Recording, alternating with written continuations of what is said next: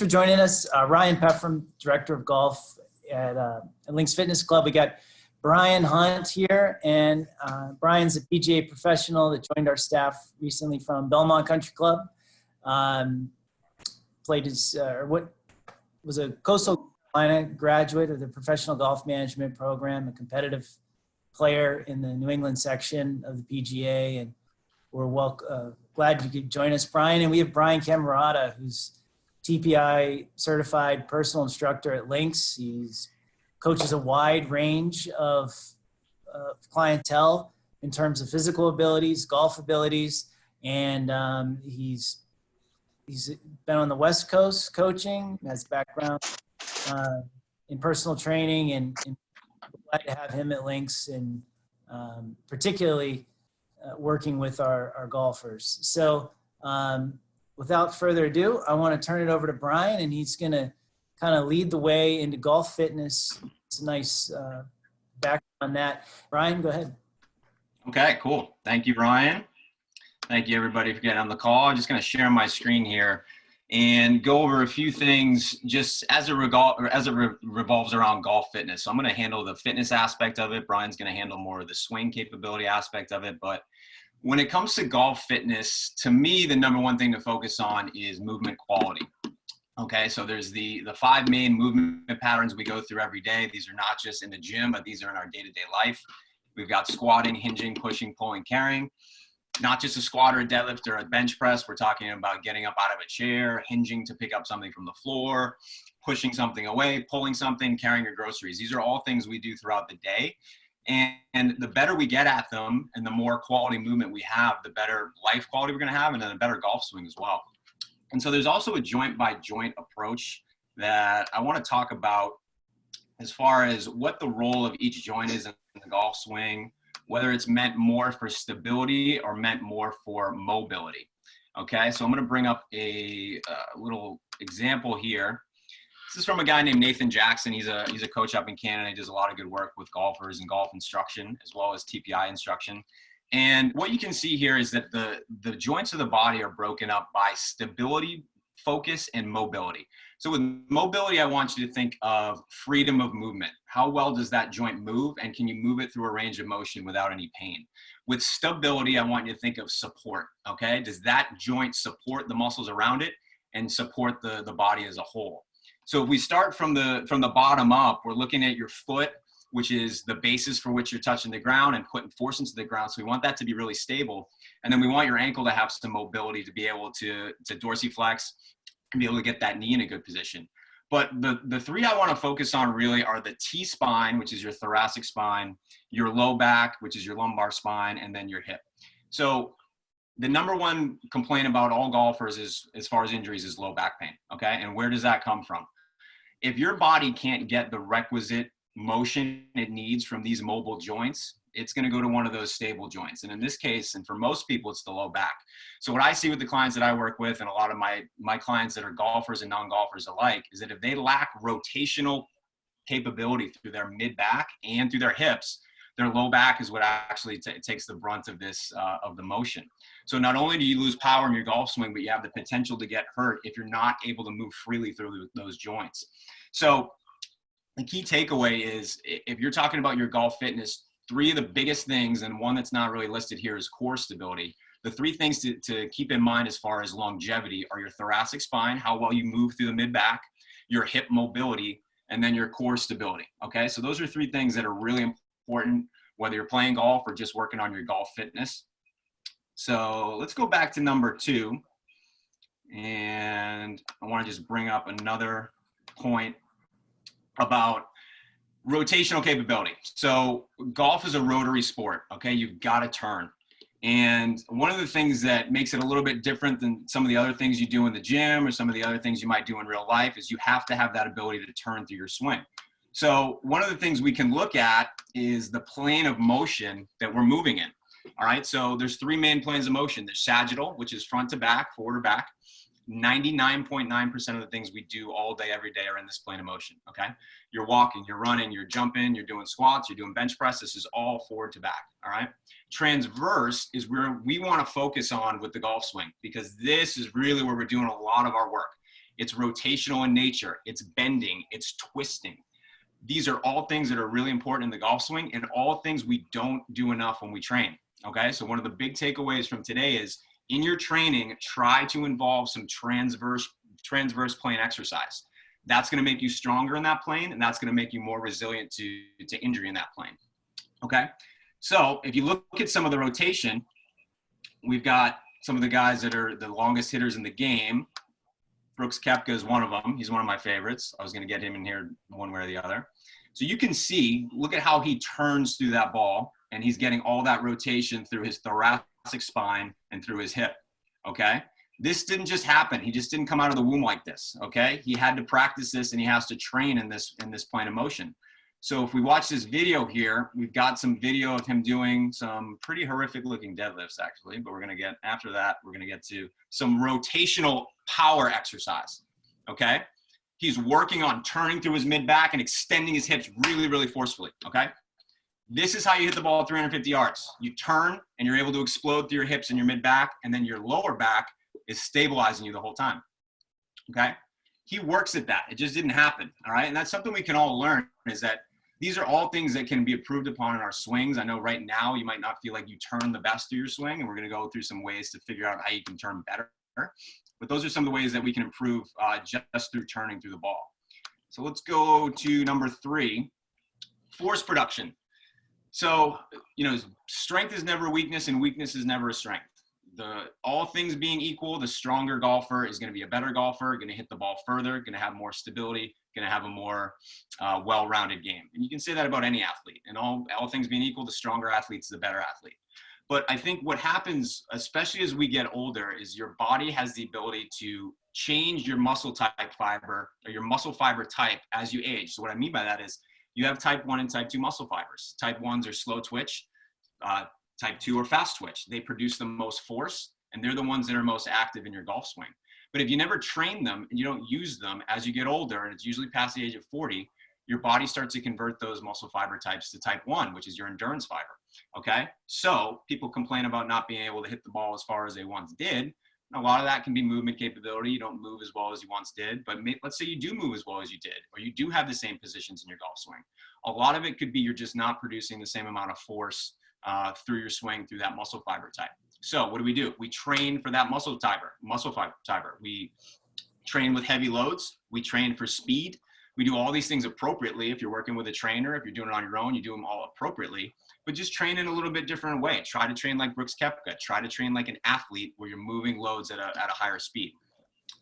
And then the fourth thing to think about with golf fitness is just your GPP. We call this general physical preparedness. I like to use the zombie apocalypse analogy. We might actually be in an apocalypse right now, but if there is a zombie apocalypse, are you going to get eaten first, or are you going to live for a little while? If you're going to get eaten first, then your GPP needs to get improved, okay? If you can survive for a little while, that means you're probably in pretty good shape. So it really comes down to work capacity. How much work can you do in an allotted amount of time? And getting tired easier that doesn't mean your work capacity is higher. It's being able to do more work without getting as tired. So for somebody, that might just be playing 18 holes of golf. And if 18 holes of golf is a real slog and it's hard to get through, and in that back 9 you're burning and your muscles are aching, you really need to work on your GPP to be able to get through that round and produce more work. And a lot of that comes down to your aerobic capacity. Okay, so then how do you assess some of the weaknesses you might have? Thoracic rotation is one we just talked about. I'm going to give you a really quick drill for assessing that. And all we're going to do is sit in a chair. Hands behind your head like you're getting arrested, and you're just going to look towards the horizon, not towards the ground, and see how far you can rotate left and right. Okay? You're going to find this is a lot more challenging for most of you than it probably should be. And you're going to find that you're able to turn probably better to your backswing side than you are to your downswing side. But if you're doing that drill and you find you have a lot of restriction just making a simple turn, then your thoracic rotation needs some work. Okay? Number 2 is hip mobility. So how well do your hips move? This is another easy one. You can take a golf club. This is called a stork turn. Okay? Hook your leg behind the other leg, so you're on one leg. You're making a nice turn towards the wall, and then you're kind of trying to get your knee to the opposite wall. And we're turning through that hip that's on the ground. This is hip internal rotation. If you have a hard time doing that, or you feel like you can't get your chest all the way to the wall, then your hip mobility is an issue as well. And then core stability, like we talked about before. A side plank is a really good way to test that core stability. A lot of people do regular planks. Side plank, you involve your obliques as well as your core, which are very important as you turn through your golf swing. So if you can't hold a side plank for more than 30 seconds, probably means you're struggling a little bit as far as core stability. And then as far as assessing weakness, you can always get a TPI evaluation where we actually go through the entire gamut of your swing and every ankle or every joint, ankle, all the way up to through your neck, just to see if you're having any limitations. So the key takeaways as far as what we want is for golf fitness and what you can do moving forward in your house is just move more, okay? I know it's hard. I know we're stuck at home. We can't get to the gym, but if you can get a little bit more movement into your day, that's the best medicine. Focus on training for strength and rotation, and then unilateral and balance exercise. So unilateral strength is going to be huge because it'll get you stronger in that transverse plane that we talked about. So work on joints you require more mobility, and then improve your GPP. All right, get your don't get eaten by the zombies. So if you want to work out, here's a perfect workout to do at home. I've done this many times throughout this quarantine, and it's a great way to not only get your heart rate up, but you're working on the things that we talked about today. So you can do a body weight split squat with a reach. So add some rotation, a half kneeling pillow chop where you're taking a pillow and you're ripping it through the air as fast as you can. A yoga push-up where you're doing a little bit of strength and then adding a thoracic mobility component, and then a dead bug for core stability and a single leg glute bridge. Okay? So as far as golf fitness, that's kind of an overview of my take on it. And then we're going to kind of talk about how it can relate to your swing and how we can, make it work for you going forward. So Bryan, question, will we be able to get copies of these handouts or handout or exercises? I'll be able to provide the workout. We actually have a golf fitness workout from home that we have through Lynx Fitness, so we can talk about how you can get involved in that, and then I can send out this workout as well. No problem.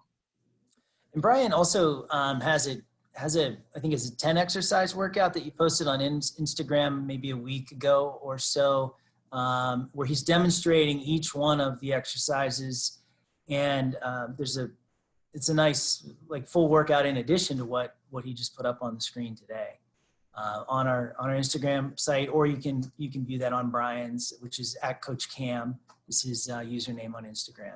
Yeah, thanks. Is stretching at the course before a round too late or ineffective? It's definitely not too late. It can be very effective. Obviously, it depends on what your mobility restrictions are and how much time you think you need to spend warming up. But I'd recommend everybody do at least a 5 to 10 minute warm up before they get into the course. And then the two areas that I talked about that I think are the most important are the thoracic rotation, so that mid-back rotation, and then hip mobility. So one of the good ones I like to use is called an A-frame stretch, and we can do this from anywhere. We hook our hand to the opposite knee so our body makes the form of an A, and we rotate up towards the sky, okay? So you can do that anywhere. You can do that at your golf cart. You can do that on the driving range. And all it does is it gets some motion in that mid-back. So if you're one of those people that when we did that seated rotation and you were having some real restrictions, that's something you should do before every round, every time you hit balls, really. There's one that I like to do too that I'll add in. Bryan, you can probably give the name for it. But basically, what you're doing is you're pushing your hands against the wall, and you're going to lean in a little bit. You're going to take maybe your right leg for starters, and you're just going to kick side to side, kind of like a windshield wiper. And then you're going to do it again with the other leg, maybe 10, 15 times. Bryan, what's that called, that exercise? Those are called the Ryan Peffers. I've never seen those. Oh, okay. No, I'm kidding. Those are just hip swings. We call those hip swings. So hip swings and stork turns, the ones that I just showed you with the golf club, those are another great one you can do right on the driving range or right on your golf court or on your golf cart.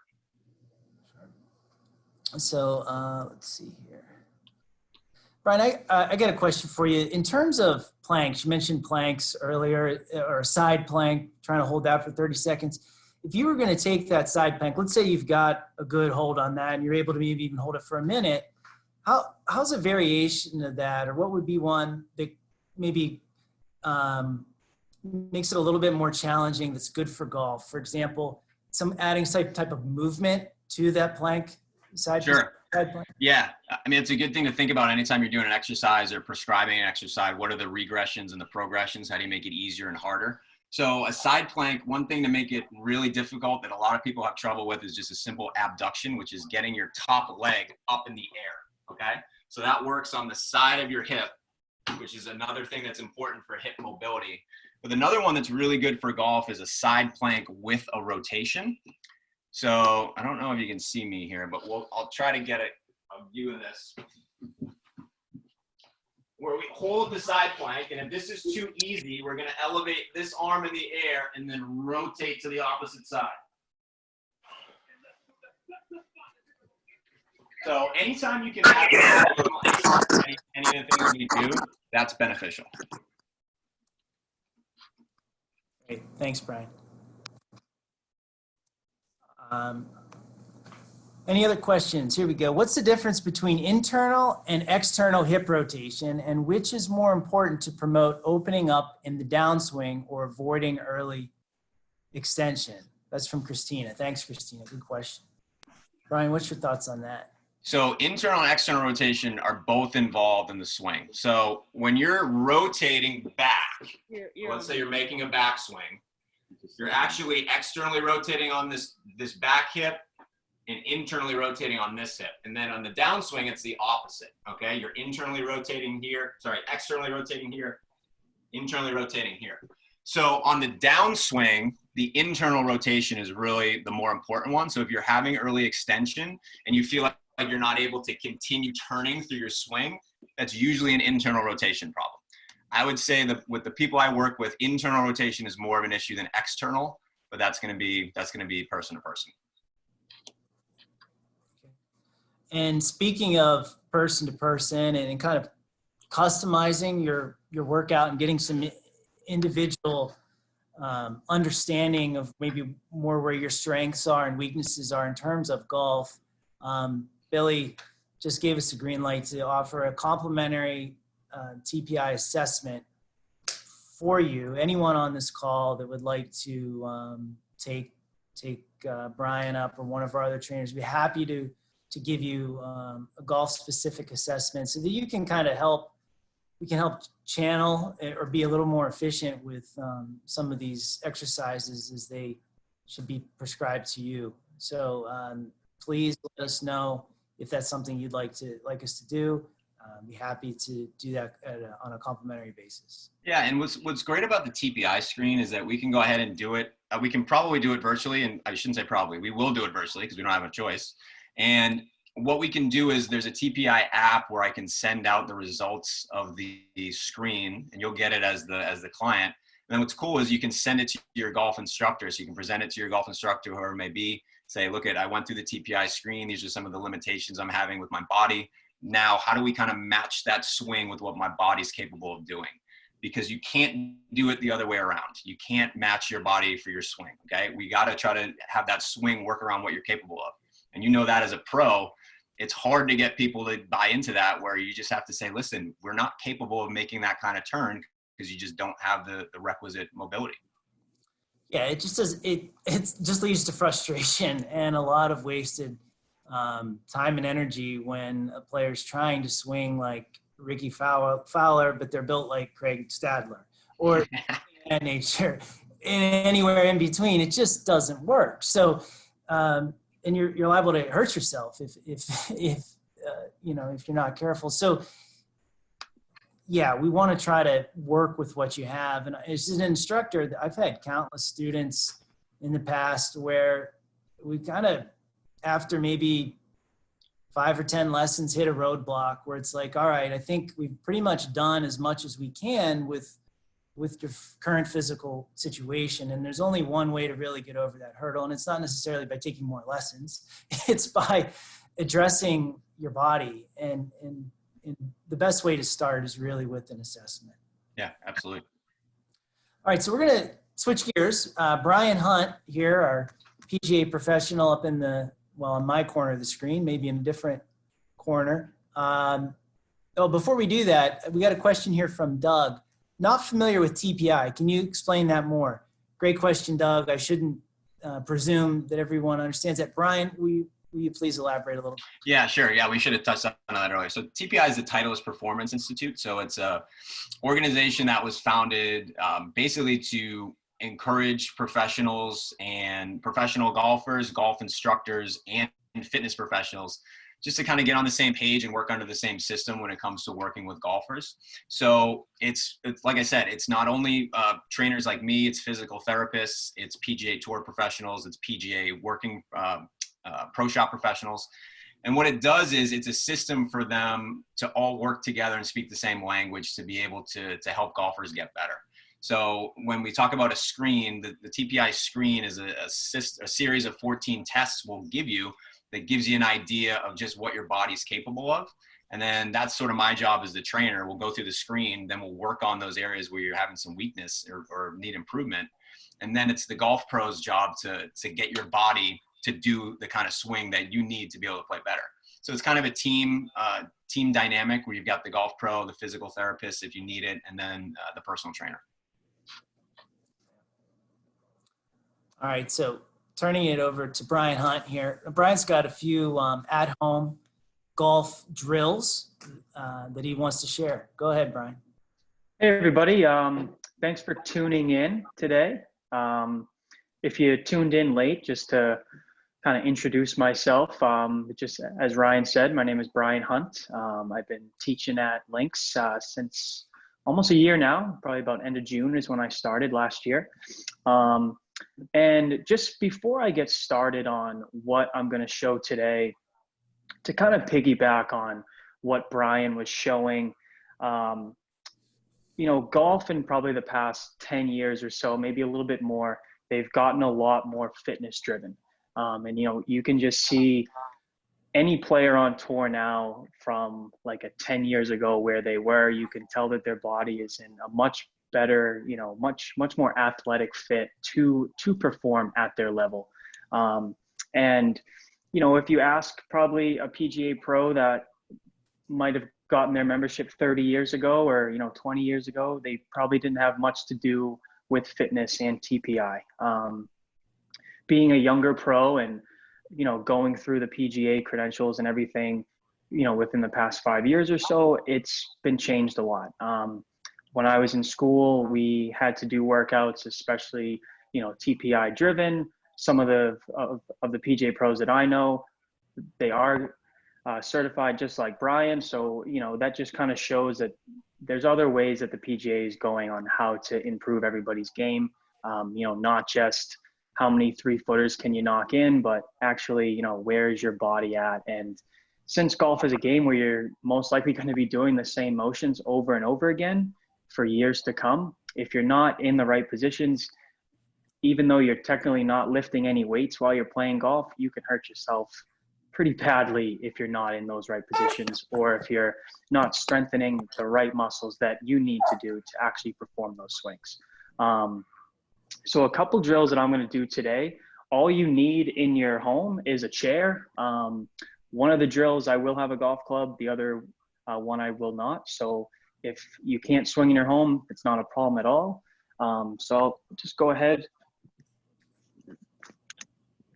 So take a chair, really any size chair, just make sure it has some sort of a back to it. And I know Bryan was talking a lot about us making a good turn, and he was showing how Brooks Koepka really can get these hips from this point and to snap them back that point. Now, a lot of golfers have a problem with their turn because they don't make an actual turn in one motion. It's more of a slide and then a turn. So when we're golfing, we're not dancing. So we can save this kind of movement, you know, for when the bars open back up. But for right now, we want to make a turn from the backside to the left side. So this drill here, she'll take a chair, and your tailbone is going to be right up against the back of the chair. So as we address in the position, and also make sure your tailbone or basically the top of your butt is touching that chair. So it does make sure that you are in a good position with your posture. I know Bryan touched on that too as well. So as we swing back, and make that backward pivot, the chair is now on your right butt cheek. And as we come down towards it, that chair is now on your left butt cheek as we finish that swing. So what this does is it's keeping everything low to the ground. It's keeping that core towards the ground, and it's not creating this as we come up. Or if we would do that more of a slide, now you'll see I'm off the chair. So trying to stay on that chair throughout your whole golf swing is going to help with your pivots, which is also what Bryan was talking about too, with your internal and your external pivots. You're going back and forth, but we got to make sure when we go back and forth, we're not going side to side. So you can try that at your house. You know, like I said, trying to gain distance or trying to create a lot better contact, your turn, your core, everything staying low to the ground, moving at once, makes all of that a lot easier, instead of having your shoulders come up or, you know, trying to sway a little bit into your downswing. It throws off the whole rest of your body when you're actually about to make contact with that golf ball. So Bryan, just to add to that, like, Sure. if that drill, if you are in pretty good golf shape and you're looking for something that's a little bit more advanced, all you simply need to do is move away from the chair about 1 inch and address. So basically, the back of the chair is here. You're going to set up, start with it on your tailbone, and then move back 1 inch. And so that'll require a little bit deeper turn to then brush with the right side. Now, if you got a big wallet in there, that might be a little easier. Give yourself 2 inches. But basically 1 inch, and then I'd say for really advanced players that really have a lot of mobility and flexibility, 2 inches. And that's what most of the younger mobile touring professionals are able to do, about 2 inches from the chair. But even 1 inch is really good. If you can do that, keep the right butt cheek on there on the backswing, and then the left one would move into it and brush it on the forward swing. Yeah, for sure. No, that's definitely, you know, a good way to add if you do start to, you know, think it's a little bit too easy for you. Because at the end of everything, you're going to touch that chair at one point, whether if you move away from it, you know, or not, from when you make a full turn back and then a full turn forward. Just, you know, just in golf in general, you know, we're starting to see that, and your turn and your core is where you get most of your power from. You know, a lot of guys on tour, they're all different shapes and sizes, but for the most part, they can hit their driver within probably 15 yards of each other. You know, so why can they all do that? You know, why can a guy like Ricky Fowler, who's 5'8" and 160 pounds, hit it 5 yards shorter than Brooks Koepka? Well, it's that turn and that core. They're still firing their hips the same way. So keeping those hips in line is going to help with anybody. It doesn't matter, you know, what your handicap is, or if you're brand new to golf. It's going to help, you know, try to get better contact and just keeping your swing a lot more calm, instead of trying to make it too complex for you. Bryan, did you have another drill to show us? Yes. So this next drill, same thing with the chair. I'm going to put a blanket over this chair here, just so it doesn't get any nicks. You can use a couch for this as well, a pillow, really anything that can stop from this club once it makes contact. So you're not taking a full swing at all. And what you're going to do is, we're working on that turn. So moving this way, okay? And when I move this way, I really want you to see this left pocket snaps back. So this is you can think of this pocket as your lead turn pocket, and you're trying to make it go as far back left as you can. What that is going to do is it takes away this movement first. Kind of like what I said in that last drill, we don't want to sway back and forth. So if you can focus on getting this pocket out of the way, it allows the rest of the swing to come right down on that plane. So a drill to do here is I would hold the club with the grip end out, put it right on your belt buckle, and as I turn back, make a nice full turn, I have to snap this way, and the grip of the club is going to hit that chair or pillow, couch, doesn't matter, whatever you use. You can also use a fence in your backyard if you need to. So just again, I turn back fully and I snap forward. This snapping forward motion is that full turn that you're going to want to try to get into your golf swing, you know, as much as you can. It's going to help with the turn, and it just keeps everything in sync. A lot of times what I see when students come into Lynx, a lot of students have more of a dip in their swing instead of right on the same plane, go forward and come back. So just for in your home, those are 2 drills that you can do to help your turn, help your posture, and really keep your core down throughout your whole swing. That's good. I'm going to add a third that's related to this, and this you could do with a golf club. I'm going to give you 3 variations of it. It's pretty simple. So with a golf club, what you would do is you would simply take the club and you would grip down on it, okay? So that the club is probably just above your belly button, okay? And so when you have this club, if you're in the address position with this miniature golf club, here, let me tilt down a touch.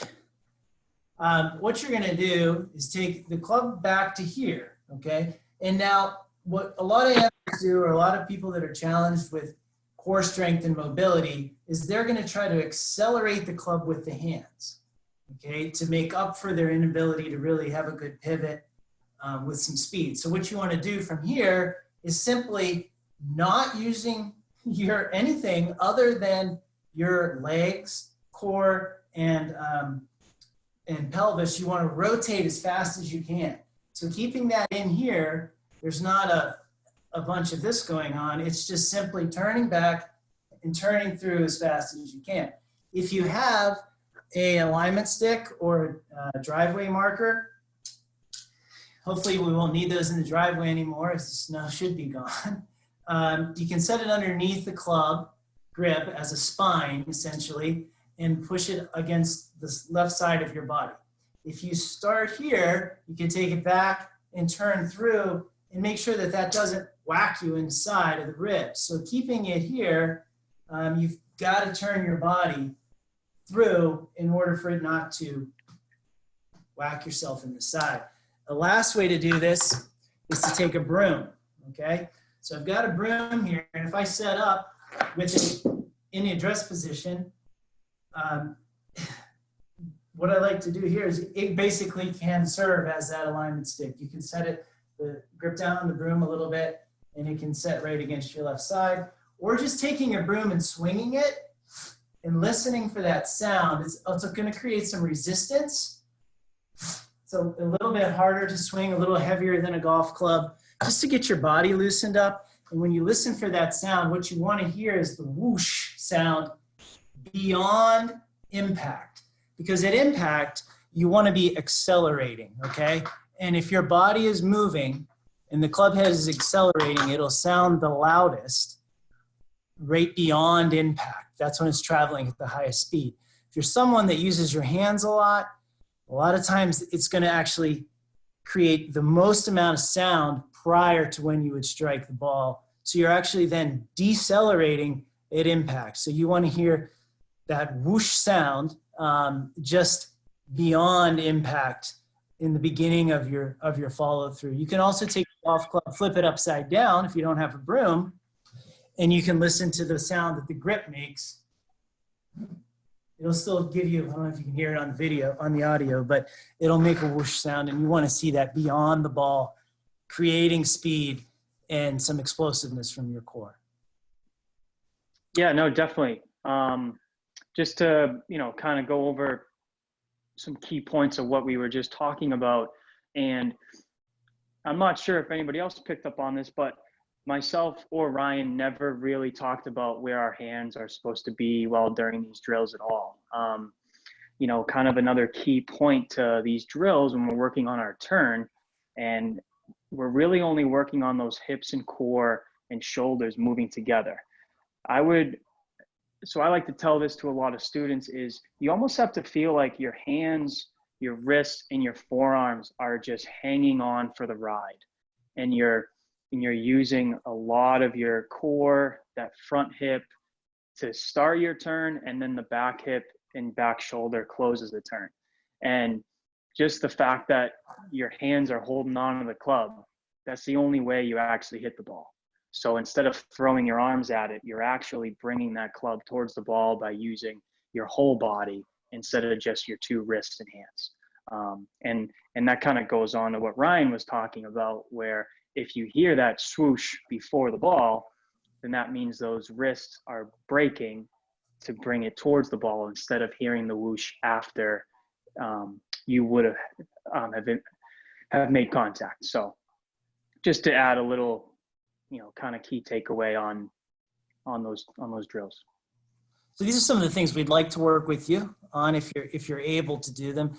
But there are some students that we have sometimes that just don't have the ability to be that fast and that explosive. So then there's going to be some more hands in the golf swing. It's okay for the time being, but to really take yourself to the next level, you're going to need to be able to engage that part of your body. Yeah. One other thing, Ryan, too, I think it's important to note that you can play really good golf with any body type, with any swing. I mean, you know that as a coach, and I've seen it with clients that I've worked with that are really good golfers that might not even be in the best shape, but it makes everything easier. When you're mobile and you're able to get your swing into different positions, then you're not limited in what you can do. When your body limits what you can do with your swing, then it just limits the options. And I think what's cool about TPI is if I put you through the TPI screen and we go through and you're having certain limitations, a big one, like we talked about earlier, is hip internal rotation. I know from TPI that if you have limited hip internal rotation, there's a really good chance that you're an early extension player, like Bryan talked about earlier. That doesn't mean you can't play with early extension and play really well. You can. It's just not ideal. So TPI is a good way to give yourself a base for what you need to work on and then kind of mold your swing for what you're capable of. We got a couple questions here from Phil. Any good at home putting drills? Sorry, I missed them. Joined a few minutes late. And also any insights into when courses may open? Well, I'll answer the second question, at least to the best of my ability. When are the golf courses going to open? It's a great one. Everyone wants to know. I was on a call with the New England PGA, would have been last Friday, so exactly a week ago. At that point, the executive director was getting the impression that it was going to be unlikely in the immediate future for Massachusetts. Now, that decision at that point hadn't been made, but that was the impression that he had got through a lobbying effort that the New England PGA and the various state golf associations in New England were lobbying for. However, some other governors were more open to it. And so hopefully we'll get an update soon. I know New Hampshire was scheduled to announce yesterday, but they've postponed their announcement to next week. So it looks like it may be a little bit longer for Massachusetts, and some other states are getting closer. I know that Minnesota, Michigan, Virginia are all open right now. So hopefully we are on our way out of the woods with this, at least in that regard. Bryan, do you have the capability to show a couple putting drills? I know we had discussed the possibility of adding a few. Do you have one or two that you're able to demonstrate? I probably can't demonstrate, but I can kind of talk through one if that's good, or if that works for now. So when we think about putting, the most important part, at least what I believe in putting, is your distance control. I really don't think it's hard for the ball to go in without having the right speed. Of course you can, knock it in if you're going a little bit too fast, but even just in lag putting, we always want to work on trying to get those two putts from outside, say 15, 20, 30 feet or so. So one drill that you can do just on a rug, or if you have a putting mat at your home, is take 3/4 or 3 poker chips, 3 water bottles, really anything just to map out 3 different holes. And you can place one, say 15 feet away, the other one is 10 feet, and the other one is say 6 feet. And what you can do is you can take 3 balls, and you have to try to get those 3 balls to stop rolling as close to you can to those poker chips or those markers that you found in your house. And you can't move to the, say, 8-foot marker until you get all 3 of those balls to be exactly lined up with the 12-foot marker, or however much room you have in your home. So that way you're practicing your feel and you're practicing your stroke from different distances, basically without moving in your house. So that's one that I do, just regularly. I have a putting mat that, I go through and do it like that. And, again, I think if you're having a lot of putts outside of 20 feet or 30 feet, if that's the kind of golfer you are, then you should work on those putts. You should work on those speed and feel going through, just so when you actually get out there and say you hit the green in 2 shots and you have a 20-footer, you can get it in 2 putts because you've worked on that lag putting, in your living room while we're all quarantined. So, but that's one drill that I do, even when it's a rainy day, if I'm bored, just to work on putting. And it's definitely worked out pretty well for me. So hopefully it can work out for everybody as well. A couple things we do with the Boston College golf team, because we do a fair bit of indoor putting in months of January and February. One thing is putting with your eyes closed. We'll actually, I'll put a golf glove inside we have fortunately an artificial green with holes in it to take the sound away from the ball going into the hole. So I'll have them hit a putt with their eyes closed, and I want them to get in, basically say out loud where they think the putt went. Did it go in the hole? Did it miss right, left, short? Did they hit it too hard? And so putting with your eyes closed, it'll help you become more aware of kind of actual execution of the stroke. And it'd be hard to do the same thing with striking golf balls, but putting, it's a good way to do it with your eyes closed. Another thing is, if you have a putting cup at home, try to take 3 balls and roll the first ball so that it just gets to the cup. The next one so that it goes in at a pace where it would be about a foot by, and then maybe try a third one where it goes 2 feet by, just to try to get more in tune. If you're in a monotonous environment, where you can try to develop a little bit sharper sense of feel and be a little bit more precise, a couple of little things. In terms of stroke techniques, anytime that you can, like for example, I've got a little mini foam roller here. If you were to push this against a wall with your head, okay, and basically get into your posture and try to stroke some putts, it would help you keep your head steady and eliminate movement from right to left. So this is really more so just for shorter putts. You would want to have a little bit of movement on longer putts, but inside a 10, 15-foot radius that you would probably be working on at home, anything to help stabilize your head position on those shorter range putts will typically help you become a little bit more consistent. So if you don't have a foam noodle, any other object against the wall, or even ask someone to hold it for a couple of strokes, just so you can feel whether or not you're actually keeping still and get some feedback on that. Any other questions? No? Brian, Cammarata, anything else you wanted to add? Sure. I mean, I'd just say in closing that, golf is a game for a lifetime. I think we all want to be playing golf well into, our older age, maybe 70s, 80s, so if we're really lucky. And in order to do that, you need to put some of the work in early on. It's not just going to be a light that you can turn on when you get older and you start working on some of these things we're talking about today. So I'd encourage everybody to continue to try to improve your fitness level when it comes to golf, your fitness level in general, but some of the things we talked about mainly rotation and being able to move through your hips and through your mid back are really important. And just keeping up your fitness. You know, golf is much more fun if you're in better shape. If you're not in good shape and golf hurts, it's not that fun to play. So the more we can keep people out of pain and in the better shape, the better. And if you're interested in doing a TPI screen, just let me know and we'll give you the contact information, you know, as soon as we get off the call.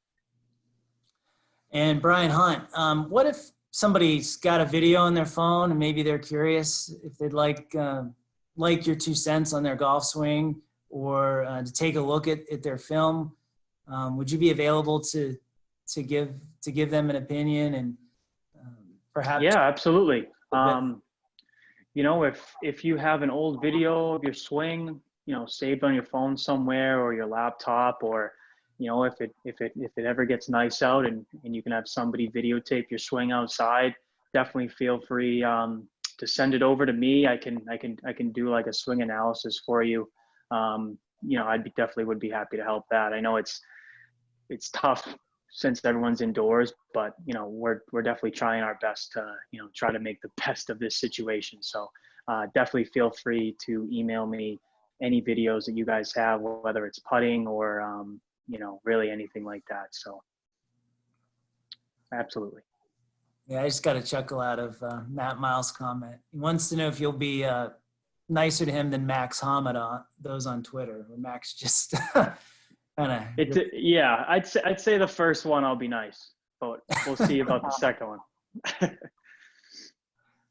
Brian's email, it's Bryan, Bryan Hunt, Hunt @pga.com. So if you fire that off to him, he'll give you some feedback, and then hopefully you can work with him one-on-one whenever we're able to reopen at Lynx. So any other questions?